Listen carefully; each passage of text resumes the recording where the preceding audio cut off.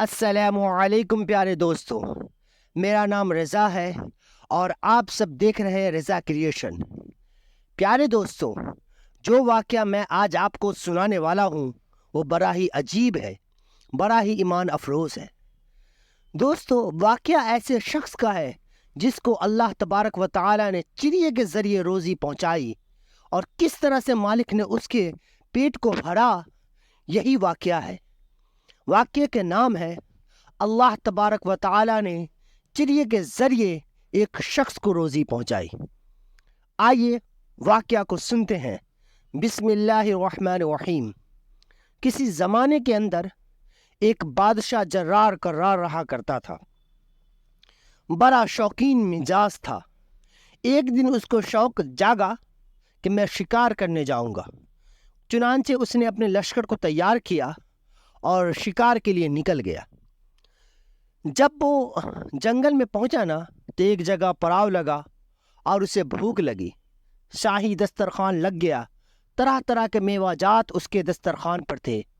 ایک بھنا ہوا مرغ بھی تھا اس کے دسترخوان پہ۔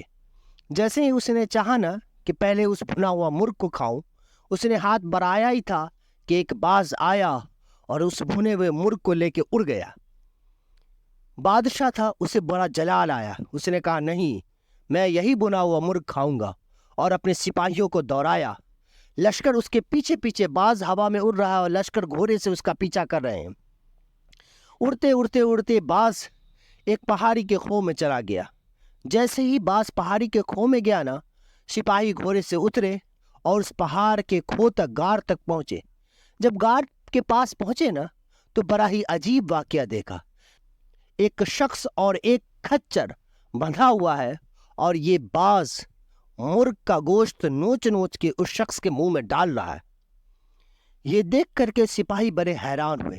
کچھ کے بعد باز اڑا اور اپنے منہ میں پانی بھر کے لایا اور ان دونوں کو پلایا۔ یہ منظر جاننے کے لیے سپاہیوں نے اس شخص کو کھولا اور اس سے پوچھا کہ یہ کیا منظر ہے؟ تو اس نے بتایا کہ میں ایک تاجر ہوں اور تجارت کی غرض سے میں نکلا۔ راستے میں میری ملاقات ڈاکوؤں سے ہو گئی۔ ڈاکوؤں نے مجھے گھیر لیا، میرا مال لوٹ لیا اور وہ مجھے مارنا چاہتے تھے، پر میں نے ان سے کہا تم مجھے نہ مارو۔ تو ڈاکوؤں نے کہا میں تجھے کیوں نہ ماروں؟ مجھے ڈر ہے کہ تو آبادی میں جا کے لوگوں سے کہہ دے گا کہ فلاں جگہ ڈاکو رہتے ہیں۔ میں نے اسے منتیں کی تو اس نے کیا کیا؟ تو اس نے مجھے اور میرے کھچر کو یہاں باندھ کے چلا گیا۔ دوسرے دن یہ باز روٹی لے کر کے آیا اور مجھے کھلایا، اور آج یہ مرغ اٹھا کے لایا ہے اور مجھے کھلا رہا ہے۔ سپاہیوں نے کیا کیا؟ اس شخص کو لے کر کے راجا کے پاس پہنچا۔ راجا نے جب یہ سارا واقعہ سنا تو سن کر کے بڑا ہی افسردہ ہوا۔ کہا افسوس ہے میری ذات پہ، میں نے اس خدا کی خدائی کو نہ پہچانا اور اپنے جرار کرار میں لگا رہا۔ افسوس ہے میری ذات پہ۔ اور اس نے توبہ کی اور سارا راجپار سب چھوڑ دیا، توبہ کر دی، اور اس وقت کا عابد اور زاہد بن گیا۔ دوستو، دیکھا آپ نے اللہ تبارک و تعالی کس طرح اپنے بندوں تک رزق پہنچاتا ہے۔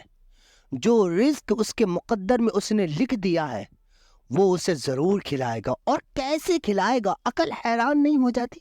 ایک پرندہ گوشت نوچ نوچ کے ماں کی طرح کسی کے منہ میں ڈال رہا ہے۔ جیسے ماں جو ہے بچوں کے منہ میں نوالے ڈالتی ہے، ویسے اس شخص کے منہ میں نوالے وہ ڈال رہا تھا۔ کیا منظر ہوگا!